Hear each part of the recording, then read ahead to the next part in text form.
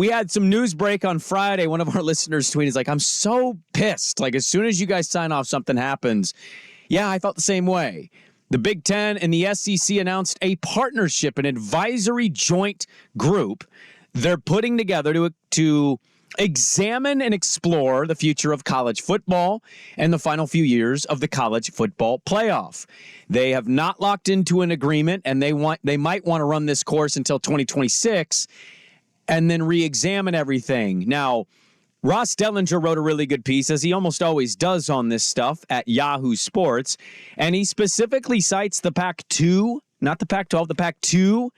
He said at their meeting ahead of the championship game, the board of managers encompassing a president of each of the 10 FBS conferences in Notre Dame was poised to lead the 12-team expanded playoff from what's known as the 6+6 format to the 5+7.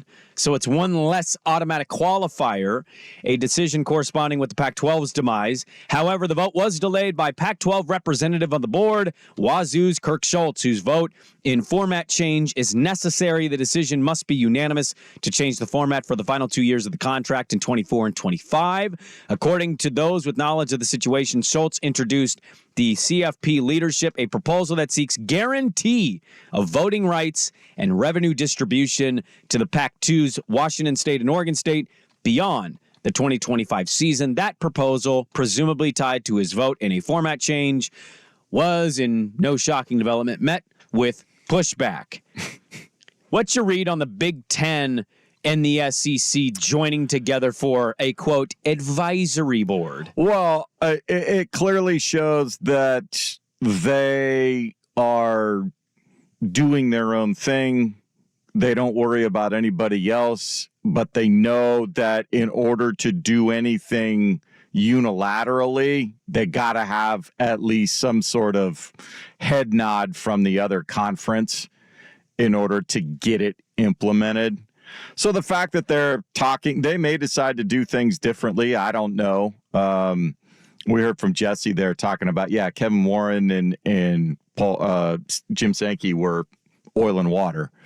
So if he and Petiti are getting along a little better, then that relationship was, as soon as Petiti got the job, by all reporting, it sounds like he reached out and they joined together. But no, they should be talking. This is how we're handling this. Their TV networks are different. Now the Big Ten, I don't think the Big Ten in the future will be dealing directly with ESPN much, will they? NBC. They got NBC, Fox. CBS, and Fox as their main guys. Now, there's probably an occasional. There's always because they still have the Big Ten network to put their own stuff on, and that's a partnership with Fox. So I don't know how much they're dealing with ESPN, ABC. Yeah, I'd have to go look at that. Usually they get that 9 a.m. ESPN game as soon as game day's done. I wonder where those will go. We'll see if any of those go to Peacock. How many go on the Big Ten network? That's right. The Cock Network's going to be in full force. So it'll be interesting to see. You have CBS Sports Network now. Do they figure in? Do they get a 9 a.m. game from the Big Ten that goes there? I don't know all the pieces and parts for the second and third picks after each network gets their big primetime game. Well, something we could ask Tyson Alger at 8:15 and maybe talk about in the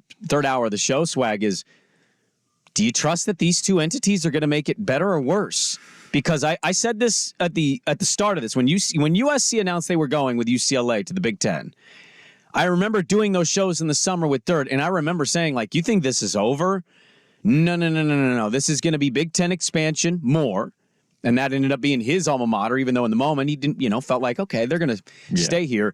And my biggest fear was that these two entities were going to realize where they were and who they were and basically break off and form their own thing. I still have that concern. I think people poo-pooing that, and Josh Pate hinted at something. I think what he was hinting at on the show last night, for those that missed it, he says, and there's another domino that's probably going to fall next year after some legal cases. That is, without a doubt to me, Florida State and the ACC. Basically probably crumbling. And at that point, the SEC and Big Ten swoop up their power players.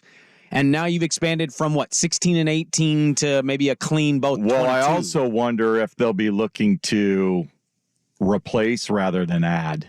Do you get to a point? Do you cut a program for a different program? Is it feasible to have a 20-team conference? Not just in football, but in all the other sports? I think the way the sport is modeled now, and you're seeing this with coaching, Chip Kelly's a good example of this, I just think you're seeing in general, like it's just such a broken situation. There's a lot to fix, whether that's, player associations or unions of some sort, and revenue distribution broken off in 8 different ways. I don't know what it is, but if you have 20 teams in the SEC and you're only playing an 8-game schedule, you're only playing a third of the conference. Well, how is that relevant? Petiti wants to expand the playoff to 16. That's the other part of this. He wants it to be 16 after. Well, that's all fine and dandy, but what I'm saying is in the conference, if you're only playing a third of the other conference, how is that relevant to determine a single game champion? That's certainly a fair question to be asked. I don't know. I don't know where this is going. I think all of this is still a little confusing and hazy, but those two being involved together in cahoots, that would make me very nervous for the non-power players of the sport.